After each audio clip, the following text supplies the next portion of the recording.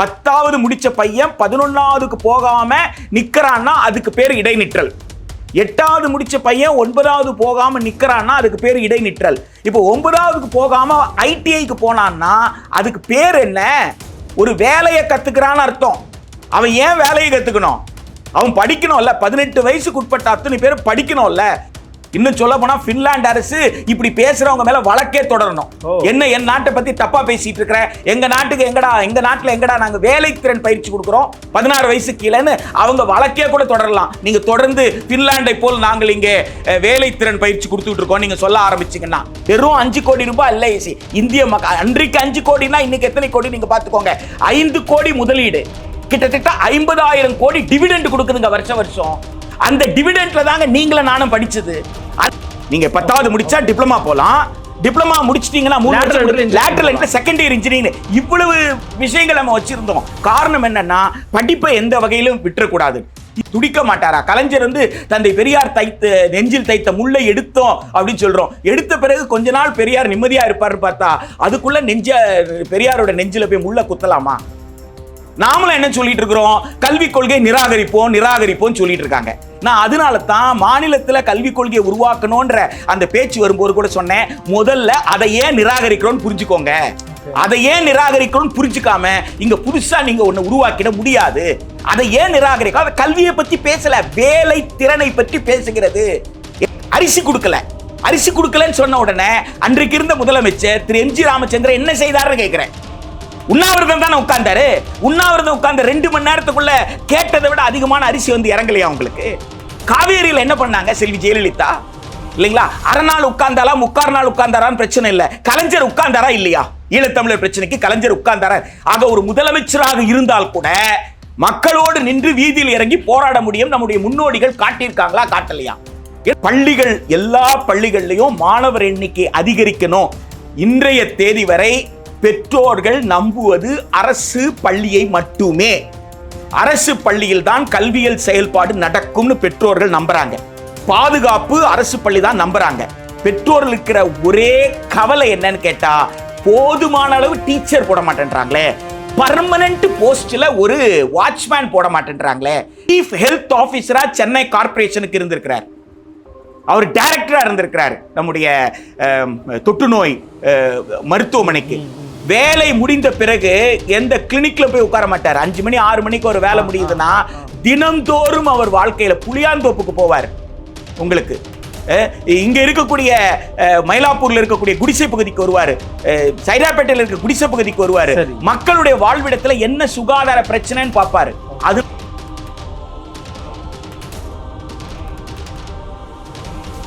அன்னை பர்னிச்சர்ஸ், அன்னை திருமண சீர்வரிசை பொருட்கள், டிவி, ஃபிரிட்ஜ், வாஷிங் மெஷின் உள்ளிட்ட 200க்கும் மேற்பட்ட பொருட்கள் அடங்கிய திருமண சீர்வரிசை ரூபாய் 99,000 மட்டுமே. தமிழகம் முழுவதும் இலவச டோர் டெலிவரி. தொடர்புக்கு 7550014440 9345044044. நிம்மதி ப்ராப்பர்ட்டி மேனேஜ்மெண்ட். கான்டாக்ட் 7667008999. நலம் தரும் நல்லார் சித்த மருத்துவமனை.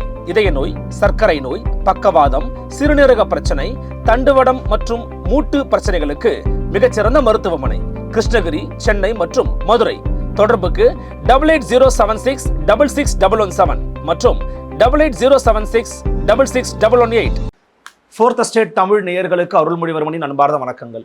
இது உங்கள் ஃபோர்த் எஸ்டேட் தமிழ் வழங்கும் பெருதினும் பெருதுகள் நிகழ்ச்சி. நம்மோடு இன்றைக்கு சிறப்பு விருந்தினர் இணைந்திருக்கிறார் கல்வியாளர் மரியாதைக்குரிய திரு பிரின்ஸ் கஜேந்திர பாபு அவர்கள். வணக்கம். வணக்கம். எப்படி இருக்கீங்க? நல்லா இருக்கேன். நல்லா இருக்கீங்களா? நலமா இருக்கேன் தொடர். மிக்க மகிழ்ச்சி. ஒரு முக்கியமான ஒரு காலகட்டத்தில் உங்களை சந்திக்கிறேன். காரணம் என்னன்னா, இந்திய அளவிலையும் சரி தமிழக அளவிலையும் சரி கல்வித்துறை அப்படிங்கிறது இன்னைக்கு ஒரு மிக முக்கியமான ஒரு பேசப்பட்ட பொருளாக மாறி இருக்கிறது. அதை புதிய கட்சிகளாக வளர்றவங்க கூட கல்வித்துறையை பின் பாயிண்ட் பண்ணி பேச துவங்கி இருக்கிறாங்க அப்படிங்கிறத நம்ம பார்க்குறோம். அப்போ ரொம்ப ஒரு முக்கியமான ஒரு காலகட்டமாக இது நான் பார்க்குறேன். அந்த அடிப்படையில் அண்மையில் விகடனில் பார்த்தீங்கன்னா ஒரு முக்கியமான ஒரு தலையங்கம் எழுதியிருந்தாங்க. உயர்கல்வி கனவை பொசுக்கும் சமூக அநீதி, அரசு உயர்நிலை மேல்நிலை பள்ளிகளில் ITI எனப்படும் தொழிற்பயிற்சி நிலையங்களை உருவாக்கக்கூடிய பணியில் தமிழக அரசு இறங்கியிருக்கிறாங்க அப்படிங்கிறத குறிப்பிட்டிருக்கிறாங்க. ITI பள்ளிக்கூடத்துலேயும் இருந்துச்சுன்னா இடைநிற்றலை இது குறைக்கும் அப்படிங்கிற ஒரு நோக்கத்தில் தமிழக அரசு அதை முனைந்திருக்கிறது அப்படிங்கிற ஒரு பார்வை முன்வைக்கப்படுகிறது. இல்லை இது ரொம்ப தப்பான அப்ரோச்சாக இருக்குது அப்படிங்கிற ஒரு பார்வை முன்வைக்கப்படுகிறது. ஒரு கல்வியாளரா உங்களுடைய பார்வை என்ன? இதில் தமிழக அரசு செய்து வர துடிப்பது அப்படிங்கிறது சமூக நீதியா அநீதியா? சமூக நீதியை எவ்வாறு புரிந்து கொள்கிறோம் என்ற அடிப்படையிலிருந்து தான் இந்த கேள்வியை நாம் அணுக முடியும். பொதுவாக சமூக நீதினா இடஒதுக்கீட்டை காப்பாற்றுவது சமூக நீதி அப்படின்னு சொல்லி புரிஞ்சுக்கிறாங்க. சமூக நீதி என்பது வெறும் இடஒதுக்கீடு அல்ல. இடஒதுக்கீடு என்பது ஒரு கூறு. இந்திய அரசமைப்பு சட்டமே சமூக நீதியின் கீழ் இயற்றப்பட்டதுனால தான் இடஒதுக்கீட்டை வழங்குவதற்கான அதிகாரத்தை அரசு ஒன்றிய அரசுக்கும் மாநில அரசுக்கும் அரசமைப்பு சட்டம் கொடுத்துருக்கு. இங்கே நாம் பார்க்க வேண்டிய மிக முக்கியமான விஷயம் என்னென்னா, பள்ளிக்கூடங்களை திறந்தது தான் தந்தை பெரியாருடைய சுயமரியாதை இயக்கத்தினுடைய மிகப்பெரிய வெற்றி அப்படின்னு சொல்லணும். ஏனென்றால் நீதி கட்சி ஆட்சி காலத்திலேயே பள்ளிக்கூடங்களை பரவலாக்கி மதிய உணவு கொடுத்தது சிந்தனை சிற்பி சிங்காரவேலர், தென்னிந்தியாவின் முதல் கம்யூனிஸ்ட் என்று போற்றப்படுகிற சிங்காரவேலர் அவர்கள் நம்ம திருமூலரை போல பேசியிருக்கிறார். உடலை வளர்த்தேனே உயிர் வளர்த்தேனேன்னு திருமூலர். சிந்தனை சிற்பி சிங்காரவேலர் சொல்லுவாரு, அறிவியல் பூர்வமான சிந்தனை வளர வேண்டும் என்றால் ஆரோக்கியமான உடல் தேவையில்லையா என்று மதியத்தில் சத்துணவு என்ற சொல்லாடலையே சிங்காரவேலர் தான் பயன்படுத்தினார். இது அத்துணையும் நாம பார்க்கிறோம். அண்ணல் அம்பேத்கர் முன்வைத்த சமூக நீதி அப்படின்ற விஷயத்திலையும், தந்தை பெரியார் முன்வைத்த சமூக நீதி, சிந்தனை சிங்காரவேலர் முன்வைத்த சமூக நீதியின் அடிப்படையில் பார்த்தா உயர்கல்வி அவங்க அந்த எழுதியிருக்கிற அந்த தலையங்கம் எதை அடிப்படையாக கொண்டு, எந்த அரசாணையை அடிப்படையாக கொண்டு ஏற்றப்பட்டிருக்கோ அந்த அரசாணையை முழுசாக படிச்சிங்கன்னா உங்களுக்கு என்ன தெரியும்னா, காலியாக இருக்கும் கட்டடங்களில், உயர்நிலை மேல்நிலை பள்ளியில் காலியாக இருக்கும் கட்டடங்களில் பயன்பாட்டிற்கு இல்லாத ஆய்வு கூடங்களை, இப்போ இங்கே எங்கே இந்த கேள்வி எழுதுன்னா, இந்த பள்ளிக்கூடங்கள் எல்லாமே குறைந்தது ஒரு 50-60 வருடத்துக்கு முன்னாடி தொடங்கப்பட்ட பள்ளிக்கூடங்கள். இன்னும் பல பள்ளிக்கூடங்கள் அதற்கு முன்னாடியே தொடங்கப்பட்டிருக்கும். அப்போ இந்த அன்றைக்கு இருந்த மக்கள் தொகை என்ன, இன்றைக்கு இருக்கிற மக்கள் தொகை என்ன? அப்போ இந்த பள்ளிக்கூடங்களில் மாணவர்கள் எண்ணிக்கை குறைந்தது அப்படின்னு சொன்னால், இந்த பள்ளிக்கூடங்கள் காலியாக இருக்குன்னு சொன்னால் என்ன பொருள்? அந்த மாணவர்கள் எங்கே போனார்கள்? அல்லது அந்த உயர்நிலை மேல்நிலை பள்ளியில் படிக்கின்ற வயதில் இருக்கிற மாணவர்கள், இளைஞர்கள், குழந்தைகள் அந்த பகுதியில் இல்லைன்னு சொல்ல வர்றீங்களா? எதை சொல்ல வர்றீங்க என்பதில் அடிப்படையிலிருந்து தான் இந்த கேள்வியை நான் அணுகணும்னு நான் நினைக்கிறேன். இவர்கள் சொல்லக்கூடிய பள்ளி கட்டடங்களில் கிட்டத்தட்ட ஒரு 20 ஆண்டு காலமாக திட்டமிட்டு உங்களுக்கு ஆசிரியர் நியமனங்கள், ஆய்வுக்கூடங்களில் ஆய்வக உதவியாளர், இன்றைய தேவைக்கு தகுந்தாற்போல் டெமான்ஸ்ட்ரேட்டர்ன்ற போஸ்ட். அந்த டெமான்ஸ்ட்ரேட்டர் யாருன்னு கேட்டால் டீச்சர். ஒரு டீச்சர் ஆய்வகத்தில் டீச்சராக இருக்கிறாருன்னா அவருக்கு பேர் டெமான்ஸ்ட்ரேட்டர்ன்றாங்க. அவர் கிளாஸ் ரூமில் பாடம் நடத்துகிறவர். அப்படி இப்போ ரெண்டும் தேவைப்படுது. அப்போ உங்களுக்கு தொழில்நுட்பம் வளருது, கல்வி என்னுடைய பரிணாமங்கள் வேற மாதிரி இருக்குது அப்படின்னு சொல்லும்போது, வளர்ச்சி அடைஞ்சிருக்குன்னு சொல்லும் பொழுது அதற்கு தகுந்த ஊழியர்களை நீங்கள் நியமிச்சிருக்கணும், ஆசிரியர்களை நியமிச்சிருக்கணும், ஊழியர்களை. அதை நியமிக்காததுனால் பெற்றோர்கள் தங்களுக்கு இருக்கக்கூடிய பதட்டத்தில், நம் பிள்ளைக்கு நல்ல கல்வி கிடைக்கணும், அப்போ இங்கே பற்றாக்குறை இருக்குன்னு சொன்னால் நாம் அதை விட ஏமாறுறாங்க. பெற்றோர்கள் வணிக சந்தையினால், தனியார் பள்ளிகளால் ஏமாற்றப்படுகிறார்கள். அப்போ அந்த ஏமாற்றப்படுகின்ற பெற்றோர்களிடம் நீங்கள் ஏமாற வேண்டிய அவசியம் இல்லை, நாங்கள் இதெல்லாம் செஞ்சு கொடுக்குறோம்னு சொல்கிறதுக்கு பதிலாக பெற்றோர் ஏமாறுவதற்கான வாய்ப்புகளை உருவாக்கிட்டு, இந்த பக்கம் எனக்கு மாணவர்கள் வரலன்னு சொல்லிட்டு அங்கே போய் நான் ஐடிஐ திறக்கிறேன்னு சொல்கிறீங்களே, இடைநிற்றலை குறைக்கிறேன்றீங்களே, எந்த இடைநிற்றலை குறைக்கிறீங்கன்றது தான். 10வது முடித்த பையன் 11வதுக்கு போகாமல் நிற்கிறான்னா அதுக்கு பேர் இடைநிற்றல்.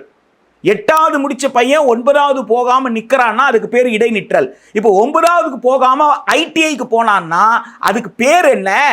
ஒரு வேலையை கற்றுக்கிறான்னு அர்த்தம். அவன் ஏன் வேலையை கற்றுக்கணும்? அவன் படிக்கணும்ல. 18 வயசுக்கு உட்பட்ட அத்தனை பேர் படிக்கணும்ல. உலகத்தில் எல்லா இடத்துலையும் அந்த நியதி தான். 16 வயசு வரைக்கும் ஒகேஷனல் ஸ்கீமே கிடையாது எல்லா இடத்துலையும். ஃபின்லாண்டு போன்ற நாடுகளில் நீங்கள் எடுத்துக்கிட்டிங்கன்னா 9 ஆண்டுகள் கட்டாய கல்வின்னு சொல்கிறாங்களே, அந்த கட்டாய கல்வி 7 வயசில் தொடங்குறாங்க, 16 வயசில் முடியுது. அந்த கட்டாய கல்வியில் பார்த்தீங்கன்னா இந்தியாவில் பேசுகிற மாதிரி தொழில், அதாவது வேலைக்கான கல்வி கிடையாது. அவங்க ஆய்வுக்கூடத்துக்கு போகிறாங்க, அவங்க இயந்திரங்களை பார்க்குறாங்க, அவங்க தொழில் கூடத்துக்கு போக்குறாங்க. எதுக்காக போகிறாங்கன்னு கேட்டால் அப்சர்வேஷனுக்காக போகிறாங்க. அப்சர்வேஷன்றது வேற, கண்டு உணர்வது.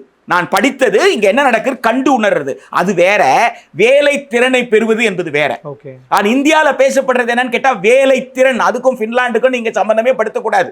இன்னும் சொல்ல போனா பின்லாந்து அரசு இப்படி பேசுறவங்க மேல வழக்கே தொடரணும்.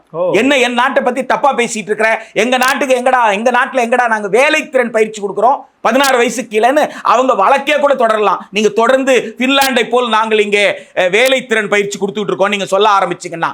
எனவே அங்க நடக்கிறத இங்க தப்பா பேசுறது, இங்க தப்பா ஒன்றிய அரசு பேசுது, ஒன்றிய அரசு பேசுவதை இங்க செய்யக்கூடாது அப்படி எச்சரிக்கை கொடுத்துக்கிட்டே இருக்கிற நேரத்துல நீங்க வந்து மேல்நிலை உயர்நிலை பள்ளி மேல்நிலை பள்ளி என்னாங்க ஐடிஐ யாருகிட்ட நீங்க வந்து கருத்து கேட்டீங்க?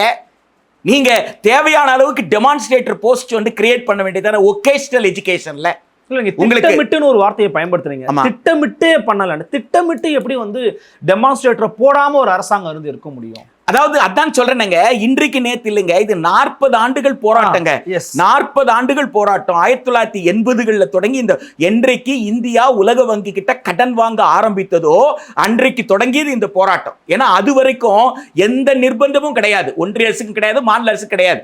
அதனால அவங்க என்ன பண்ணாங்கன்னா கட்டணமில்லா கல்வியை நோக்கி போவதற்கு மிக குறைந்த கட்டணத்துல உயர்கல்வி, வாய்ப்பு இருக்கிற இடத்துல எல்லாம் கட்டணம் இல்லாத பள்ளிக்கல்வி, எந்த அளவுக்கு மிக குறைந்த கட்டணத்துல பள்ளிக்கல்வியை கொடுக்கும், தொடக்க கல்வி 5ஆம் வகுப்பு வரைக்கும் எந்த பணமும் இல்லாம படிக்க முடியும்.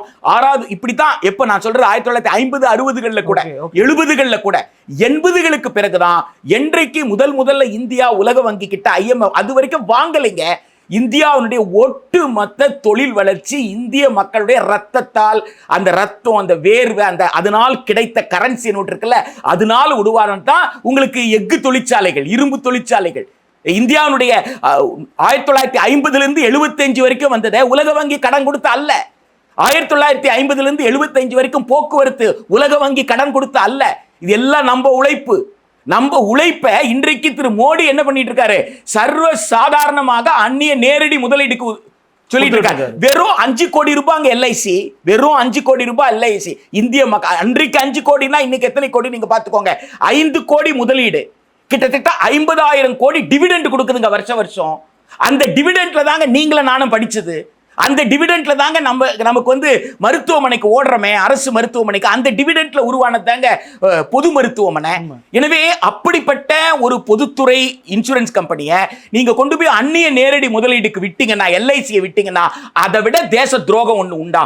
அதற்கு சமமானதுதான் பள்ளி படிப்பு படிக்க வரக்கூடிய குழந்தைகளுக்கு பள்ளிக்கூடத்துல 10th வரைக்கும் ஜெனரல் எஜுகேஷன், இங்க பொதுக்கல்வி. 10வது முடிச்சு 11 12 ஒருத்தர் வர்றாருன்னா அது 2ஆ பிரியுது. ஒன்னு ஒகேஷனல் ஸ்ட்ரீம், இன்னொன்னு வந்து ஜெனரல் ஸ்ட்ரீம்னு பிரியுது.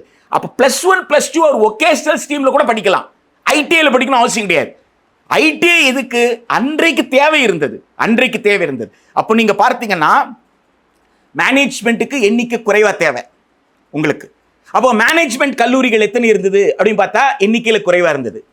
பொறியாளர்கள் எவ்வளவு பேர் தேவை? குறைவா தேவை இல்லையா? பொறியாளருக்கு கீழே வேலை செய்யக்கூடிய தொழிலாளர்கள் எவ்வளவு தேவை? நிறைய தேவை.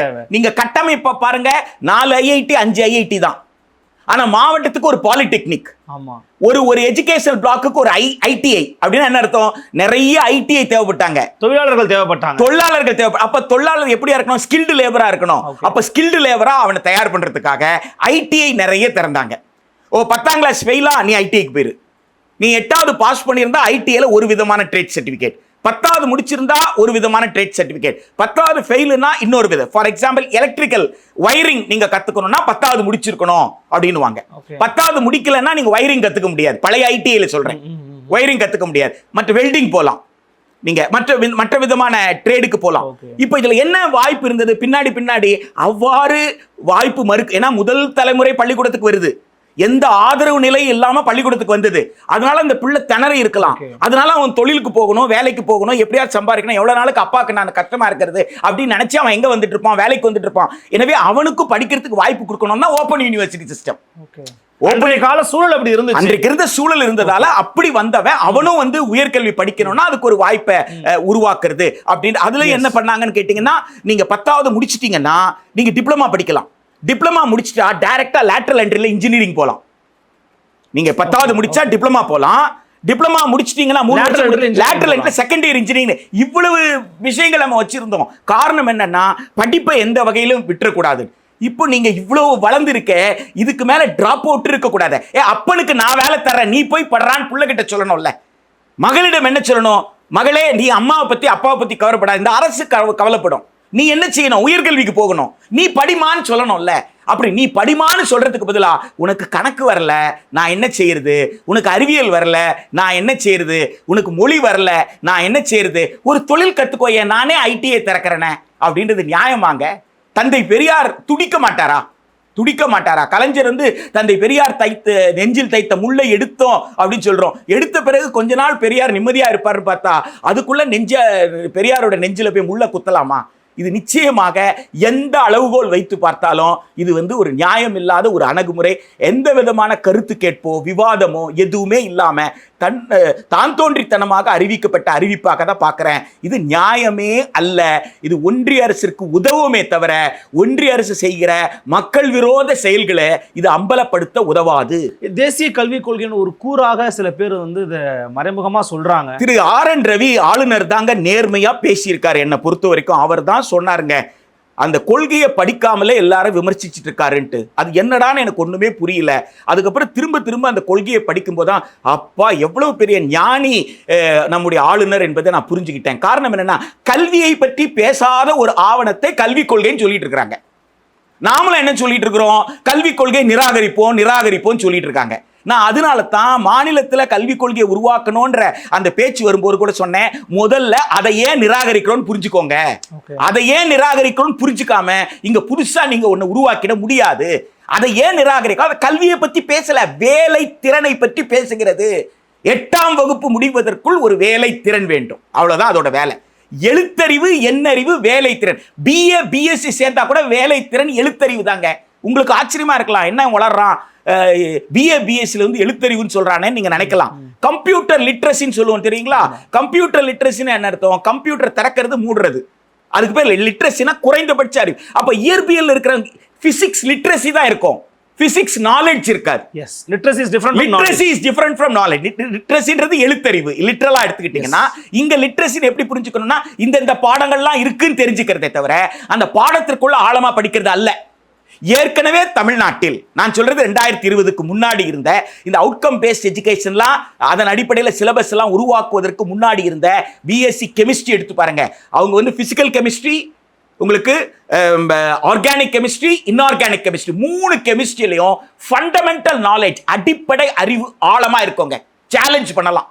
அவங்க MSc பிசிக்ஸ் போகலாம், அல்லது வந்து அவங்க வந்து பேராமெடிக்கல் ஃபீல்டுக்கு போகலாம், ரத்தம் பரிசோதிக்கிற அந்த மாதிரி எதுக்கு வேணாலும் போகலாம். அடிப்படை அறிவு. அதே மாதிரி தான் BSc பிசிக்ஸ், அதே போல தான் பிகாம் படிக்கிறவன் அவன் கமர்ஷியல் சம்பந்தப்பட்ட லாஸ், வணிகம் தொடர்பான சட்டங்கள் என்ன, கணக்கை எப்படி பதிய வைக்கிறது அப்படின்ற அந்த விஷயம், கணக்கியல் துறை இல்ல, ஒரு அக்கௌண்டன்ட் என்னென்ன வேலை செய்யணும், இது அத்துணையுமே ஒரு ஆடிட்டர் என்னென்ன தெரிஞ்சு வச்சிருக்கணும், இந்த அடிப்படையை பிகாம்ல கத்துப்பாங்க.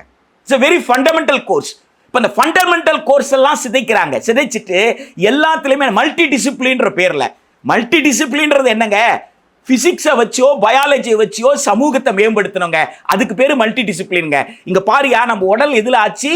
அணுக்களால் ஆச்சு. அணுக்களுக்கு ஜாதி இருக்கா? அணுக்களுக்கு ஜாதி இல்லைல்ல. அப்ப நமக்கு எப்படிடா ஜாதின்னு சொல்றான்? இதுக்கு பேரு மல்டி டிசிப்ளின்.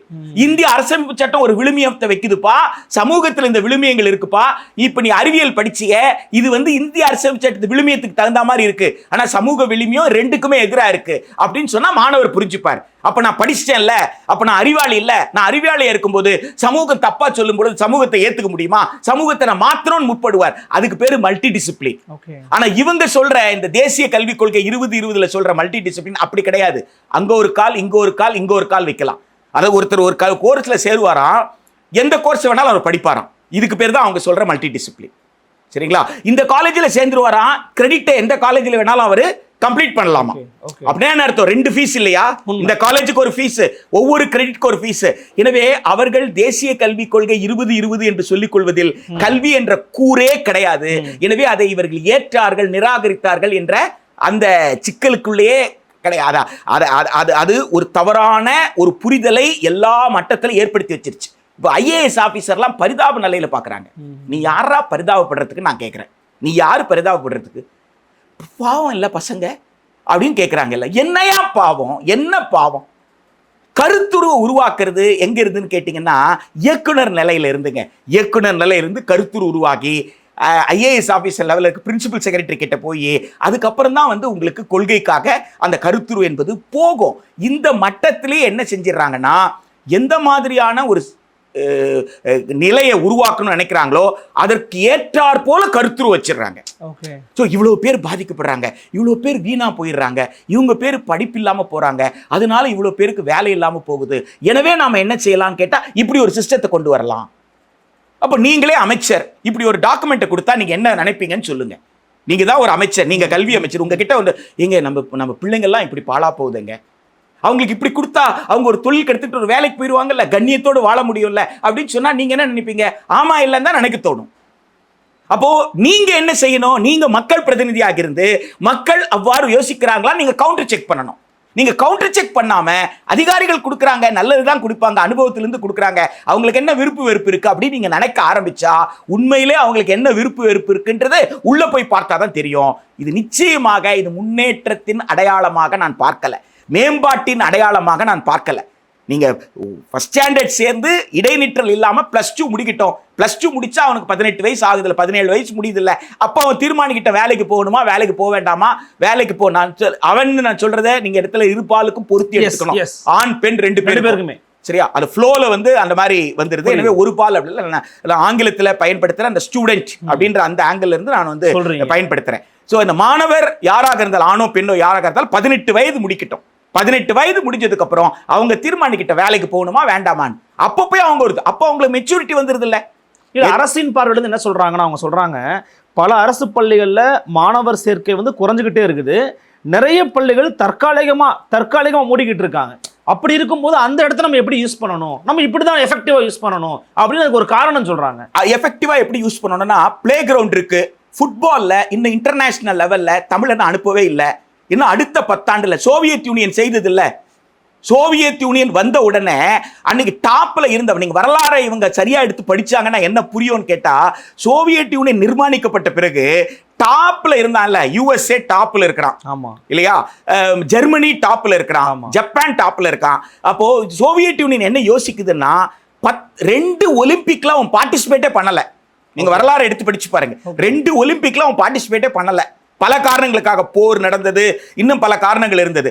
ஆனா இந்த 2 ஒலிம்பிக்ஸ்க்குள்ள அவன் என்ன பண்ணான்னா, அவனுடைய நாட்டில் இருக்கக்கூடிய சோவியத்னா ரஷ்யா கிடையாது, ரஷ்யா மட்டும் கிடையாது, இன்னைக்கு நீங்க சொல்ற உக்ரைன் இருக்கலாம், உபகிஸ்தானா இருக்கலாம், தஜகிஸ்தானா இருக்கலாம், ஜார்ஜியா இருக்கலாம், இது அத்தனை மாகாணங்கள்லையும் திறனுக்கு தகுந்தாற்போல் குழந்தைகளோட மோட்டார் ஸ்கில் ஐடென்டிஃபை பண்றது, அந்த மோட்டார் ஸ்கில்லுக்கு தகுந்த மாதிரி எல்லா துறையிலையும் அதுக்கு அடுத்து 2 ஒலிம்பிக்ல பார்ட்டிசிபேட் பண்ணாம அவன் பார்ட்டிசிபேட் பண்ண 3வது ஒலிம்பிக்ல இருந்து சோவியத் வீழ்றதற்கு டாப் அவன் தாங்க.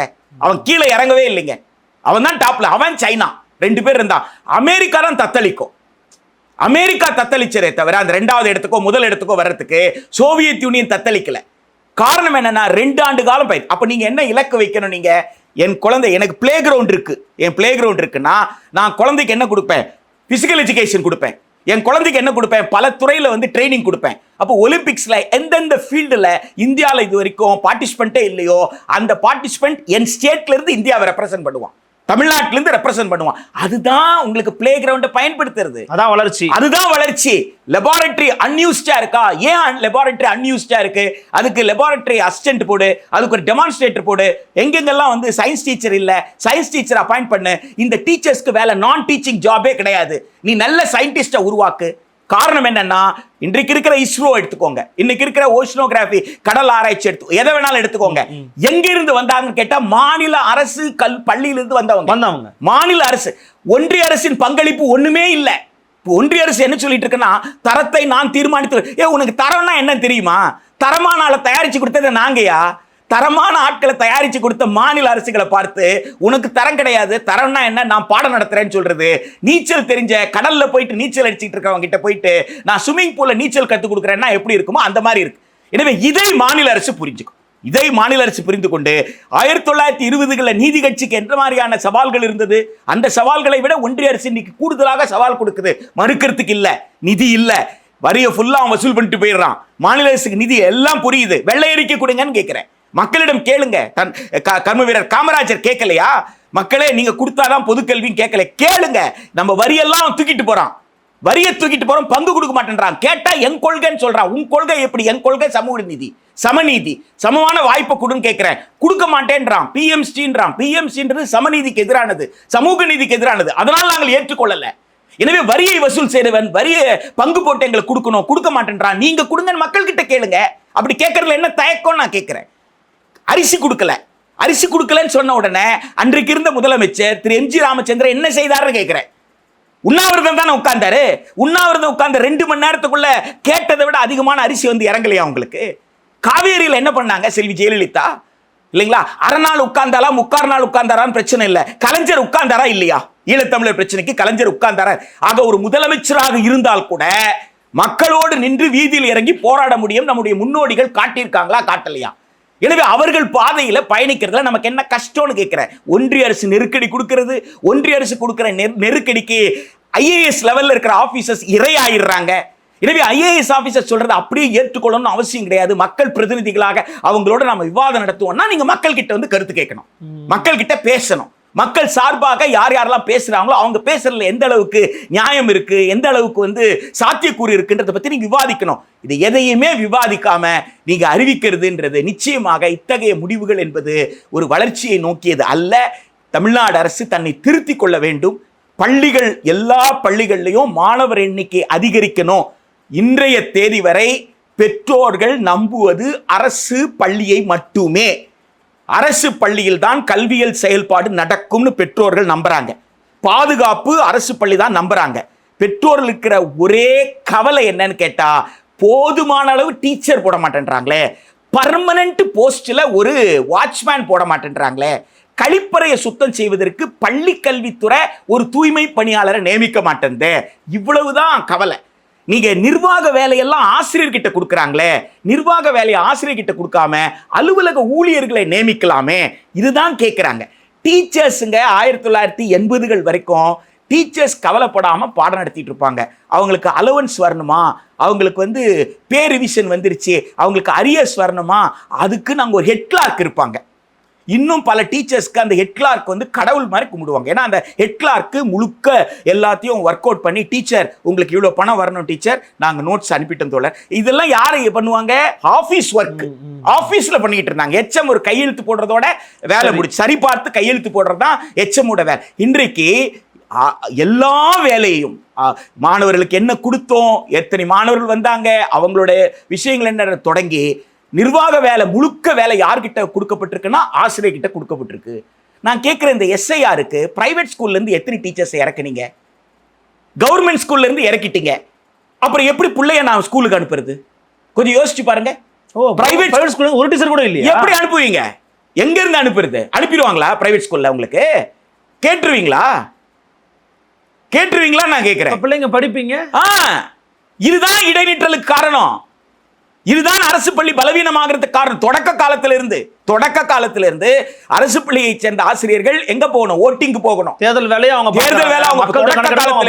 மக்கள் கணக்கெடுப்பு அவங்க தான் போகணும். கோவிட் காலத்துக்கு அவங்க தான் போகணும். எந்த பிரச்சனையா இருந்தாலும் அவங்க தான் போகணும். இப்பதான் சமீப காலத்துல தான் கொஞ்சம் கொஞ்சமா வந்து பிறத்துறை அரசு ஊழியர்களையும் இந்த வேலைகளை ஈடுபடுத்துறாங்க. முந்தி இந்த பள்ளிக்கல்வித்துறை இல்லைன்னா வருவாய்த்துறை மட்டும்தான் இருந்தது. இப்போ அப்படி இல்லாமல் எல்லா துறையை சார்ந்தவர்களும் இன்றைய தேதியில் வேலை வாங்குறாங்க. ஆனால் நீங்கள் பள்ளின்னு வந்துட்டா, தனியார் பள்ளியில் படிக்கிற மாணவனுக்கு வகுப்பு நடந்துக்கும், வகுப்பு நேரத்தில் ஆசிரியர் இருப்பாங்க. ஆனால் அந்த வகுப்பு நேரத்தில் இவங்க வந்து எஸ்ஐஆர் பார்த்துட்டு இருப்பாங்க. பிஎல் எப்படி பள்ளிக்கல்வித்துறையில் நிர்பந்தம் கொடுக்குறாங்களோ அதே மாதிரி இன்றைக்குள்ள கேட்கப்பட்டதை உடனடியாக பதிவேற்றம் செய்யவும் எங்க பள்ளிக்கல்வித்துறையிலிருந்து. அதே மாதிரி எலெக்ஷன் கமிஷன் இன்னைக்குள்ள 20 வீட்டை பார்த்துருக்கணும், இன்னைக்குள்ள 20 வீடு. அதனால தான் உங்களுக்கு பிரச்சனை வந்துச்சு. மன அழுத்தம் அதிகமாயிருச்சு. நிறைய பிரச்சனைகள் அவங்க சந்திச்சது அதனால தான். ஏற்கனவே மன அழுத்தத்தில் இருக்காங்க, அவங்களுக்கு கூடுதலான மன அழுத்தம். இந்த இடத்துல அவர் இல்லைன்னா நான் வந்து மைண்ட் அப்ளை பண்ணணும்ல, அப்போ அவர் காலி பண்ணி போயிருப்பாருன்னா எங்க போயிருப்பாரு? நான் விசாரிக்குமா வேண்டாமா? அப்போ நான் விசாரிக்காம காலி பண்ணிட்டாருன்னு சொன்னா டெலீட் ஆயிடுமே. டெலீட் ஆயிட்டா அவரை திருப்பி எப்படி சேர்க்கிறது? உனக்கு அதெல்லாம் கவலை இல்லை, நீ இந்த வேலை செய். அப்போ நேர்மையாக நான் வேலை செய்ய முடியலையே, ஒருத்தனுக்கு ஓட்டு வாக்கு இழக்கிறதுக்கு நான் காரணமா ஆகிறமே, இதெல்லாம் மன அழுத்தம் இல்லையா? மன அழுத்தம்ன்றது வேலை மட்டுமா? இல்லையா? சமூக ரீதியான மன அழுத்தம். ஐயோ ஒரு அநியாயம் நடக்குது, அந்த அநியாயத்துக்கு நான் துணை போறேனே என்கின்ற மன அழுத்தம் இருக்குல்ல. அதனாலதான் எங்களுக்கு எலெக்ஷன் டியூட்டியே போடாதீங்கன்னு டீச்சர்ஸ் கேட்கறாங்க. அப்போ இதை எதை பற்றியுமே கவலைப்படாமல் நான் வந்து ஒரு ரொம்ப அழகா ஒரு கட்டடத்தை திறந்துட்டேன், அல்லது ஒரு ரொம்ப அழகா ஒரு விளையாட்டு திடலை திறந்துட்டேன், ஒரு 10 பேருக்கு வந்து 100க்கு 100 மார்க் வாங்குறதுக்கான வாய்ப்புகளை நான் உருவாக்கி கொடுத்துட்டேன், நான் இவ்வளோ பேரை வந்து உயர்கல்விக்கு அனுப்பிட்டேன் என்பதை மட்டும் நான் சொல்லிட்டு, பெரும்பகுதி மக்கள் வாய்ப்பற்றவர்களாக ஏதோ ஒரு கூலி வேலை கிடைச்சா போறோன்ட்டு ஒரு தொழிலை கத்துக்கிட்டு அவங்க வேலைக்கு போகட்டும்பா அப்படின்றதுக்கான சூழலை நான் உருவாக்கி கொடுக்குறேன் அப்படின்னு சொன்னா நிச்சயமாக இது சுயமரியாதையின் அடிப்படையில் உருவாகக்கூடிய பகுத்தறிவு அல்ல. நீங்க சொல்ற பாயிண்ட் ஆஃப் வியூ புரிஞ்சுக்கிறேன். இப்போ அண்மையில சில பேர் சொல்லக்கூடிய டேட்டாஸ் என்ன அப்படின்னா, தமிழ்நாட்டுக்குள்ள வந்து பல பெருமுதலாளிகளுடைய தொழிற்சாலைகளை இங்கே வந்து உருவாக்கிக்கிட்டு இருக்காங்க. உதாரணத்துக்கு சிப்காட் உருவாக்குறாங்க. இப்போ செய்யாத சிப்காட் உருவாக்குறது முயற்சி பண்ணிக்கிட்டு இருக்காங்க. போராட்டம் நடந்துகிட்டு இருக்கு. பல இடங்களை உருவாக்குறாங்க. அப்படி உருவாக்குற இடத்துலலாம் வட இந்தியர் தோழர்களை தான் இங்கே வந்து அழைச்சிட்டு வர வேண்டியதாக இருக்குது, அல்லது மண்டை மாநிலம் வந்து கூப்பிட வேண்டியதாக இருக்குது. இங்கே வந்து கடைநிலை ஊழியர்களாக பணி செய்யக்கூடிய ஆட்களோட எண்ணிக்கை ரொம்ப குறைவாக இருக்கு, அல்லது விவசாயம் பார்த்துக்கிட்டு இருக்காங்க. அப்போ அவங்களுக்கு ஒரு ஆட்கள் தேவையில்லையா, அதனால் நம்ம ஊர் மக்களுக்கு வேலை வாய்ப்பை கொடுப்போன்றது ஒரு பாயிண்ட் ஆஃப் வியூ இருக்குங்க அப்படின்னு சொல்றாங்க. சரியான புள்ளியே தொட்டு இருக்கிறீங்க. இதுதான் சரியான புள்ளி. அதாவது இந்திய விடுதலை போராட்டத்தின் போது நம்ம வஉசி ஆகட்டும், பகத்சிங் ஆகட்டும், இந்தியா முழுக்க யாராகட்டும், அவங்க அத்தனை பேர் ரத்தத்தை சிந்தினாங்க. பிரிட்டிஷ்கார அவங்க உயிரை பறிக்கும் பொழுது அதை மகிழ்ச்சியோடு அவர்கள் வந்து அந்த போராட்டத்தில் பங்கேற்று தங்கள் உயிர் போனாலும் பரவாயில்லன்னு போராடி இந்த நாட்டுக்கு விடுதலை வாங்கி தரும் பொழுது அவங்களுக்கு இருந்த கனவு என்னன்னு கேட்டால், சமமான வளர்ச்சி எல்லா தளத்திலும் எல்லோருக்கும் இருக்கும்னு. இந்த விடுதலை போராட்ட தியாகிகளுடைய கனவுகளை அப்படியே பிரதிபலிச்சது தான் இந்திய அரசமைப்பு சட்டம். அதில் தான் பார்ட் 4 நம்ம வாசிக்கிறதே இல்லை. அரசுக்கு வழிகாட்டும் நெறிமுறைகளில் வேலையை அரசு அடிப்படை உரிமையாக கொடுக்கணும்னு சொன்னதுல இருந்து 43 லிவிங் வேஜஸை பற்றி பேசுது. மினிமம் வேஜஸ் அல்ல, மினிமம் வேஜஸை தாண்டி ஒரு கண்ணியமிக்க வாழ்க்கைக்கு என்னென்ன செலவுகள் இருக்குமோ அந்த செலவுகளை ஈடுகட்டுற அளவுக்கு ஊதியத்தை கொடுக்கணுன்ற அளவுக்கு பேசிய இந்திய அரசமைப்பு சட்டம். அதை கடந்து நீங்க கோத்தாரி கல்விக்குழு, அந்த கோத்தாரி கல்விக்குழுவோட பரிந்துரை இது எல்லாம் உள்வாங்கி தான் ஓரளவுக்கு அந்த கல்விக்குழுல கூட நமக்கு பல விமர்சனங்கள் இருந்தாலும் ஓரளவுக்கு இது அத்தனையுமே அது வந்து வாங்கும். இன்றைக்கு என்ன சவால் ஆயிருச்சுன்னு கேட்டா, அன்றைய தேதியில 10ஆம் கிளாஸ் படிச்சவன் எண்ணிக்கை குறைவு. 10ஆம் கிளாஸ் முடிச்சா ஒரு வேலை கிடைச்சிரும். அதே போல வந்து பியூசி அன்னைக்கு தேதியில் படிச்சா உடனே வேலை கிடைச்சிரும், எந்த டிகிரி வாங்கினாலும் வேலை இன்றைக்கு மக்கள் தொகை அதிகமாயிருச்சா, நிறைய பேர் பட்டம் வாங்கினா பட்டத்துக்கு தகுந்தாற் போல் என்ன செய்ய முடியல, வேலை கிடைக்கல. அப்போ நான் என்ன செய்யணும், பட்டம் வாங்க வைக்காம இங்கேயே தடுத்துடணும். இது ஒரு சிக்கல். மக்கள் தொகை பெருகுவதை எப்படி அந்த மக்கள் தொகை பெருக்கத்தை மனிதவள ஆற்றலாக பார்த்து அந்த மனிதவள ஆற்றலை சமூக மேம்பாட்டுக்கு எப்படி நான் பயன்படுத்தணும், நாட்டு வளர்ச்சிக்கு பயன்படுத்தணும்னு நினைக்கிறதுக்கு பதிலாக இவ்வளோ பேருக்கு நான் எப்படி வேலை கொடுக்கறது, அப்போ இவ்வளோ பேருக்கு நான் வேலை கொடுக்க முடியாதுன்னா அவனை எந்த இடத்துல தட்டுறது, அவனுக்கு இவ்வளோ காலேஜ் கட்டணும், இவ்வளோ யூனிவர்சிட்டி கட்டணும், அதை நான் கட்ட முடியாது. அதுக்கு பதிலாக நான் என்ன செய்யறேன், ஏதாவது ஒரு வேலை வாங்கினா போயிடுவான்ல. அப்போ அவங்ககிட்ட நான் என்ன சொல்றேன், டேய் உன் வாழ்வாதாரத்துக்கு என்ன வேணும், வேலை வேணும்ல, வேலைக்கு தகுந்த மாதிரி என்ன கொடுக்குறேன், ஒரு தொழிலை கற்றுக் கொடுக்குறேன், தொழிலை கற்றுக்கோ, நீ வேலை திறன் பெற்று வேலைக்கு போயிரு அப்படின்ற கருத்தை உருவாக்கிறது. அப்போ அதுக்கு பேர் அனிமல் எக்ஸிஸ்டன்ஸ், விலங்கை போல் வாழ்வது. நான் உயிரோட வாழணும், நான் சோறு திங்கணும், நான் வீட்டில் வாழணும்னா அதுக்கு எனக்கு என்ன செலவோ அந்த செலவை ஈட்டுவதற்காக நான் என்ன செய்வேன், ஊதியம் எடுத்துப்பேன். இது ஜென்ரல் பொதுவாக இருக்கிற கொள்கை. இப்போ இதில் இன்றைக்கு நீங்கள் சொன்ன மல்டிநேஷனல் கம்பெனியை பொருத்தி பாருங்க. அவன் என்ன எதிர்பார்க்குறான்னு கேட்டால், நான் வந்து சுவிட்சை போடுனா சுவிட்சை போட்டு போயிட்டே இருக்கணும். இங்கே ஏன் சார் சுவிட்ச் வச்சிருக்கீங்கன்னு கேட்கக்கூடாது. சரியா? அதே என்ன போட சொல்றீங்க, ஏன் அவன் போடக்கூடாதா, கேட்கக்கூடாது. ஆக அந்த என்னிடம் ஊழியனா வர்றவனுக்கு யார் என்ன இருக்கக்கூடாதுன்னு கேட்டா, இந்திய அரசமைப்பு சட்டத்தை பற்றிய தெளிவு இருக்கக்கூடாது. இந்திய அரசமைப்பு சட்டம் முன்வைக்கிற விழுமியங்கள் என்னன்னு தெரிஞ்சு வச்சிருக்க கூடாது. மனித உரிமை என்றால் என்னன்னு தெரியக்கூடாது. தொழிலாளர் சட்டம் என்றால் என்னன்னு தெரியக்கூடாது. தொழிலாளர்களுடைய உரிமை என்றால் என்னன்னு தெரியக்கூடாது. சங்கம் சேர்ப்பதற்கான உரிமை எனக்கு அரசமைப்பு சட்டம் கொடுத்திருக்குன்னு பேசவே கூடாது. இதோட உச்சம் என்னன்னா, எங்களுக்குன்னு கேட்கக்கூடாது, எனக்குன்னு கேட்கணும். சார் எனக்கு தண்ணி வேணும்னு கேளுங்க. உங்களுக்கு ஒரு மல்டிநேஷனல் கம்பெனியில் ஒரு பாட்டில் தண்ணி கேட்டிங்கன்னா 25 லிட்டர் கேன் கொண்டு வந்து வச்சிருவாங்க. சார் எங்களுக்கு தண்ணி வேணும்னு கேட்டிங்கன்னா டீம்ல இருந்து உங்களை தூக்கிடுவாங்க. அந்த டீம்ல நீங்க உட்கார்ந்துருக்க மாட்டீங்க. ஆக நீங்க நாங்கன்ற வார்த்தையை பயன்படுத்தக்கூடாது. ஆனா அரசமைப்பு சட்டம் என்ன சொல்லுது, நாம் என்று இணையுங்கள்னு சொல்லுது. கலைஞர் கூட முன்னாடிலாம் இதுல பேருந்துல எழுதி வச்சிருப்பாங்க, நான் ஒட்டாது, நாம் ஒட்டு எழுதியிருக்காரு. ஆமா ஆமா, அவர் அரசமைப்பு சட்டத்தை அப்படியே உள்வாங்கி நான் இருக்காதப்பா நாம் இருங்க. ஆனா கலைஞர் சொன்னதுக்கு எதிரானதுதான் எது, இந்த சந்தை சொல்லுவது. சந்தைக்கு தேவை அரைக்குறை திறன் கொண்ட கூலி தொழிலாளிகள், அரைக்குறை திறன் கொண்ட அவங்கள நான் எக்ஸ்ப்ளாய்ட் பண்ண முடியும். ஏன்னா அவனால வேற எதையும் செய்ய முடியாதுல்ல, நான் கொடுக்கறது தானே வேலை, அந்த வேலை தானே. ஸோ அவன் எனக்கு கட்டுப்பட்டு இருப்பான், அவன் என்னை எதிர்த்து கேட்க மாட்டான். எந்த தொழில்நுட்பம் வளர்ந்தாலும் அந்த தொழில்நுட்பத்துக்கு தகுந்த மாதிரி ஆட்களை நான் இறக்கிக்குப்பேன், நீ அதை பத்திலாம் கவலைப்படாத என்பதுதான் முதலாளித்துவம். அப்ப அந்த முதலாளித்துவத்துல கோர முகத்தை இன்னைக்கு சமூகம் சந்திச்சிட்டு இருக்கு. இன்னைக்கு முரண்பாடு கூர்மையாகி இருக்கு.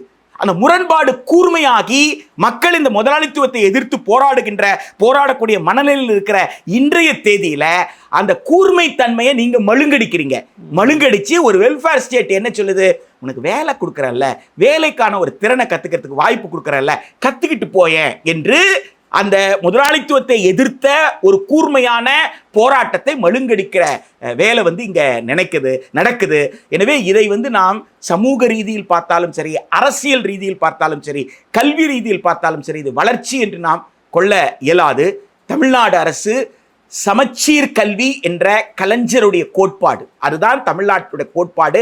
அந்த கோட்பாடு திருவள்ளுவரிலிருந்து உருவானது, புத்தரிலிருந்து உருவானது. எனவே அந்த கோட்பாட்டின் அடிப்படையில் நின்று சமமான கற்றல் வாய்ப்பை பள்ளி வரைக்குமாறு உத்தரவாதப்படுத்தக்கூடிய வகையில தங்களுடைய கொள்கைகளையும் தன்னுடைய நிர்வாகத்தை அமைத்துக் கொள்வதுதான் மக்களுக்கு செய்யக்கூடிய, மாணவர்களுக்கு செய்யக்கூடிய, அடுத்த தலைமுறை குழந்தைகளுக்கான கல்வியை உறுதிப்படுத்தக்கூடிய வாய்ப்பை தரும். உயர்கல்வி கனவையே பொசுக்கும்ன்ற வாதம் சரியா? ஏன்னா உங்களுக்கு அதுல இருந்து அவங்க விருப்பம் இருக்கிறவங்க ஐடிஐ வர போறாங்க, விருப்பம் இல்லாதவங்க உயர்கல்வி 11th 12th போக போறாங்க. பொறுத்த வரைக்கும் 11th 12th தானே போயிருக்காங்க.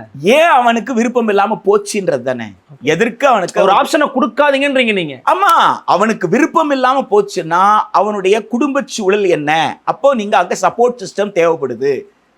முதல் தலைமுறை படிக்க வர்றாங்கன்னு சொன்னா அவங்களுக்கு ஆதரவு நிலை தேவைப்படுதுங்க, அவங்களுக்கு நம்பிக்கை கொடுக்கணுங்க.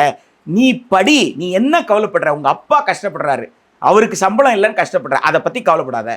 உங்க அம்மா கஷ்டப்படுறாங்கன்னு கவலைப்படுற, அதை பத்தி நீ கஷ்டப்படாத, அதெல்லாம் அரசு பார்த்துக்கும், நீ வேலை படிக்கிறது தான் என்று சொன்னால் எந்த குழந்தை நான் படிக்க மாட்டேன்னு சொல்லு? படிக்க தான் போறாங்க.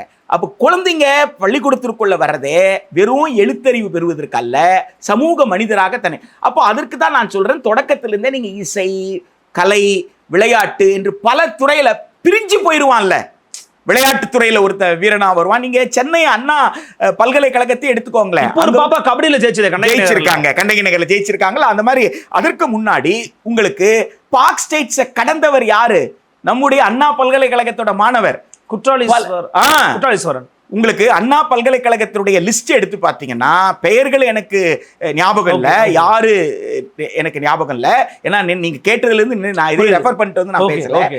ஆனா அண்ணா பல்கலைக்கழகம் பல விளையாட்டு வீரர்களை உருவாக்கி இருக்கு, பல தளங்கள்லயும் அது உருவாக்கி இருக்கு. எனவே அண்ணா பல்கலைக்கழகத்தை வெறும் இன்ஜினியரிங் காலேஜா நீங்க இன்னைக்கு பாக்குற மாதிரி அன்னைக்கு இல்ல. எனவே நீங்க பல்துறை அறிஞர்களை உருவாக்குவதுதான் பள்ளி தொடங்கி பல்கலைக்கழகம் வரைக்கும் கல்வியினுடைய பணியை தவிர கல்வி என்பது வெறும் எழுத்தறிவை கொடுப்பது அல்ல. எனவே நீங்க ஐடிஐ ஓபன் பண்ணிட்டீங்கன்னா அவன் பிஹெச்டி படிக்கிறது கஷ்டங்க. பிஹெச்டி எல்லாம் தேவையில்லப்பா, எதுக்குப்பா உனக்கு பிஹெச்டின்னு கேட்டீங்கன்னா என்ன பதில் சொல்ல முடியும் அப்படின்றது? கடைநிலை ஊழியனா வேலையை பொறுத்து கத்துக்க, பாத்துக்கோ, அவ்வளவுதான் நான் பண்ண முடியும் அப்படின்னு சொல்றது நியாயம் இல்லை. அவன் பிஹெச்டி வரைக்கும் வர்றோம்னா அவனுக்கு எந்த மாதிரி கல்வி வேணும் கொடுத்துட்டு வேலையை அவன் கத்துக்கணும். அதுலதாங்க 2 வார்த்தை இருக்குங்க, ப்ரொஃபஷன், ஆக்குபேஷன். எனக்கு அருள்மொழிவர்மனை ரொம்ப நாளா தெரியும். நான் பார்த்ததுல இருந்து அருள்மொழிவர்மனை ஒரு ஜேர்னலிஸ்ட் பை ப்ரொஃபஷனா பார்க்கிறேன். தொடக்கத்திலிருந்து அருள்மொழிவர்மனுக்கு journalism is not for occupation. இதை செஞ்சு இதுல வர்ற ஊதியத்துல நான் சாப்பிடணும் அப்படின்னு என்னைக்குமே அருள்மொழிவர்மன் நினைச்சது கிடையாது. நான் எனக்கு சாப்பாடு வேணா நான் கார் ஓட்டிக்கிறேன், நான் சாப்பாடு வேணா நான் சுண்ணாம்பு அடிச்சுக்கிறேன், நான் என்ன வேணுமோ நான் எந்த தொழில் வேணாலும் செஞ்சு நான் ஆனா ஜேர்னலிசம் என் பேஷன், ப்ரொஃபஷன், நான் மக்களுக்காக பண்றேன். So he considers journalism as a profession. அந்த மாதிரி தான் வக்கீல், அப்படிதான் டாக்டர். டாக்டர்ன்றது ப்ரொஃபஷன், டாக்டர்ன்றது பணம் ஈட்டக்கூடிய ஆக்குபேஷன் கிடையாது. வக்கீல்ன்றது பணம் ஈட்டக்கூடிய அதை நிரூபித்து காட்டியவர் சிந்தரஞ்சிற்பி சிங்காரவேலர். தன்னுடைய வாழ்நாள் முழுக்க தொழிலாளிக்காக மட்டுமே தன் வாதத்தை வைத்தாரே தவிர ஒரு முதலாளி கூட கேஸ் நடத்தினவர் கிடையாது. இது அவருடைய வரலாறு. ஒரு முதலாளிக்கு கூட அவர் நடந்தே போய் பிரசிடென்சி காலேஜில் படிச்சவர், நடந்தே போய் மெட்ராஸ் லா காலேஜில் படிச்சவர். அவர் லண்டன்ல போயிட்டு பேரிஸ்டர்லாம் படிக்கல. அதனால அவருக்கு நடந்தே போய் படிச்சவருன்றதுனால அவருக்கு நல்லா தெரியும் நடக்கிற மக்களுடைய வேதனை என்னன்ட்டு. எனவே மக்களுக்காக இவர்கள் ஒரு தொழிலை ப்ரொஃபஷன்ற ஆங்கிள் இருந்து பார்க்கல, அவங்க ஆக்குபேஷன் வேலைன்ற ஆங்கிள் இருந்து பார்க்கறாங்க. Profession is different from occupation. தொழில் என்பது வேற, வேலை என்பது வேற. வேலை என்பது ஊதியத்தை ஈட்டக்கூடியது. நான் ஒரு ப்ரொஃபஷனல் எக்ஸ்பர்ட்டா வரணும். நீங்க ஒன்றை சொல்றேன், அதுவே என்னுடைய நிறைவாக இருக்கணும் நான் விரும்புறேன். இந்த வாதத்தை பொறுத்த வரைக்கும் கியூபாக்கு சமீபத்தில் தீக்கதிருடைய டிஜிட்டல் எடிட்டர் கண்ணன் போயிட்டு வந்தார். ஒரு மீடியா கான்ஃபரன்ஸுக்காக போயிருந்தார். சரி, கோயம்புத்தூர்ல இருக்கார். யார் வேணாலும் அவர் தொடர்பு கொண்டு கேளுங்க. அவர் பல விஷயங்கள் பேசிட்டு இருந்தாரு. என்ன ரொம்ப தொட்டது ஒரு விஷயம்தான். ஏன்னா நான் எந்த நாட்டுக்கும் போனது கிடையாது. அதனால எந்த நாட்டில் என்ன நடக்கு நேரடி அனுபவம்லாம் எனக்கு கிடையாது. நான்லாம் படிச்சு தெரிஞ்சுக்கிட்டு தான், பத்திரிகை படிச்சு தெரிஞ்சுக்கிட்டு தான். இவர் நேரடியாக போயிட்டு வந்திருக்காரு. ஒரு விஷயம் சொன்னாரு. அவங்க அவங்கள கான்ஃபரன்ஸ் முடிஞ்ச உடனே அவங்க நண்பர்கள் 2-3 பேர் சேர்ந்து ஒரு இடத்துக்கு போகணும்னு ஒரு வண்டியில் உட்காந்தாங்களாம். அந்த வண்டி ஓட்டிகிட்டு இருந்தவர் நடுவில் அந்த வண்டி நின்று போயிடுச்சான். கார் நின்று போயிடுச்சு. கார்லேருந்து இறங்கியிருக்காங்க. அவர் இறங்கியிருக்காரு, டிரைவர் இறங்கி ரிப்பேர் பண்ணிட்டு காரை திருப்பி ஸ்டார்ட் பண்ணியிருக்காரு. இவர் சும்மா இல்லாமல் நம்ம ஊர் ஓட்டுநர் நினச்சிக்கிட்டு உங்களுக்கு மெக்கானிக் கூட தெரியுமான்னு கேட்டிருக்காரு. மெக்கானிக்ஸ்லாம் இவ்வளோ பர்ஃபெக்டாக இவ்வளோ சீக்கிரம் ரெடி பண்ணிட்டீங்களேன்னு. He is a professional doctor. அதுலேயும் super speciality doctor. The driver was a super speciality doctor. இவர் கேட்டு மிரண்டு போயிட்டு, என்னங்க? ஆமாங்க, நாங்கள் இவ்வளோ ஹவர்ஸ் மினிமம் ஹவர்ஸ் நாங்கள் கவர்மெண்ட்டில் ஒர்க் பண்ணணும், ஹாஸ்பிட்டலில் ஒர்க் பண்ணணும். இவ்வளோ ஹவர்ஸ் மினிமம் ஹவர்ஸ் ஒர்க் பண்ணுறதுக்கு எங்களுக்கு இவ்வளோ அலவன்ஸ் கொடுக்குறாங்க. அந்த அலவன்ஸ் எனக்கு போதுமானதாக இல்லை. ஸோ அதனால என் ஊதியத்தை ஈட்டுவதற்காக நான் வண்டி ஓட்டுறேன். So is occupation is driver, is profession is doctor. சரியா? ஒரு சூப்பர் ஸ்பெஷலிஸ்ட் டாக்டர் கார் ஓட்டுறார். சரியா? அது அவர் ஆக்குபேஷன். என்னுடைய சாப்பாட்டுக்காக அவர் அரசாங்கத்தை குறை சொல்லலை. நீங்க உடனே சொல்லலாம் அது கியூபால சாத்தியம், இந்தியால சாத்தியமான். இந்தியால அப்படி வாழ்ந்து செத்தவர் தான் doctor Kuganathan. Doctor Kuganandam chief health ஆபீசரா சென்னை கார்பரேஷனுக்கு இருந்திருக்கிறார். அவர் டைரக்டரா இருந்திருக்கிறார் நம்முடைய தொற்றுநோய் மருத்துவமனைக்கு. வேலை முடிந்த பிறகு எந்த கிளினிக்ல போய் உட்கார மாட்டார். 5 மணி 6 மணிக்கு ஒரு வேலை முடியுதுன்னா தினந்தோறும் அவர் வாழ்க்கையில புளியாந்தோப்புக்கு போவார். உங்களுக்கு இங்க இருக்கக்கூடிய மயிலாப்பூர்ல இருக்கக்கூடிய குடிசை பகுதிக்கு வருவாரு, சைதாப்பேட்டையில் இருக்க குடிசை பகுதிக்கு வருவாரு. மக்களுடைய வாழ்விடத்துல என்ன சுகாதார பிரச்சனைன்னு பார்ப்பாரு. அதனாலதான் 3 பெரும் தொற்று நோயிலிருந்து சென்னை காப்பாற்றப்பட்டது. யாருக்குமே தெரியாது. 3 பெரும் தொற்று நோய்கள் அவருடைய புத்திசாலித்தனத்தால். ஒரு 1.5 மீட்டருக்கு ஒரு ஊசி வச்சு போட்டுட்டு இருக்க பார்த்திருக்காரு. வேக்சினேஷனாலாம் இதை தடுக்க முடியாது, சோர்ஸை கண்டுபிடிச்சு தடுத்துடலாம் அப்படின்னு அன்றைய முதலமைச்சர் கிட்ட போய் சொல்லியிருக்கிறார். சோர்ஸ்ல நீங்க வாட்டரை ட்ரீட் பண்ணா போறோம், தடுத்துட முடியும்ட்டு. அதை செஞ்சா தடுத்துடலாமான்னு கேட்டிருக்காங்க. தடுத்துடலாம், செய்யுங்கன்னு சொன்ன உடனே அதை செய்ததால் சோர்ஸை கண்டுபிடிச்சு இன்னைக்கு டாக்டர் ரெக்ஸ் சார் தான் சொல்லிட்டு இருக்காரு. நீங்க கொசுவை வளர்த்து மனிதனுக்கு வியாதியை உற்பத்தி பண்ணி கொடுத்துட்டு அப்புறம் மருத்துவமனை கட்டுறதுக்கு பதிலா கொசுவை உற்பத்தி பண்ணாம செய்யி அப்படின்னு சொல்றாரு. மூலத்தை கண்டுபிடி, மூலத்துல புடி அப்படின்னு சொல்லி இன்னைக்கும் டாக்டர் ரெக்ஸ் பேசிட்டு இருக்காரு, டெக்ஸ் இருக்கணும். ஸோ அது போல இந்தியாவிலையும், கியூபால தான் இல்லை, இந்தியாவிலும் இவ்வளவு சிக்கலுக்கு எழுதிலையும் நம்ம மத்தியிலும் வாழக்கூடியவர்கள் இருக்கிறாங்க. நமக்கு சிறந்த எடுத்துக்காட்டுகள் இருக்கு, சிறந்த உதாரணங்கள் இருக்கு. அதையெல்லாம் உள்வாங்கி ஒரு சமூக நீதியை சமநீதி என்று கருதி எல்லோருக்கும் வாய்ப்பை தருவதுதான் சரியாக இருக்கும். பல விதமான கருத்துக்களும் ரொம்ப பொறுமையாக ஆழமானதான் பகிர்ந்துக்கு நீங்கள் தொடர். மிக்க நன்றி. நன்றி, சந்திக்கலாம். நன்றி, வணக்கம்.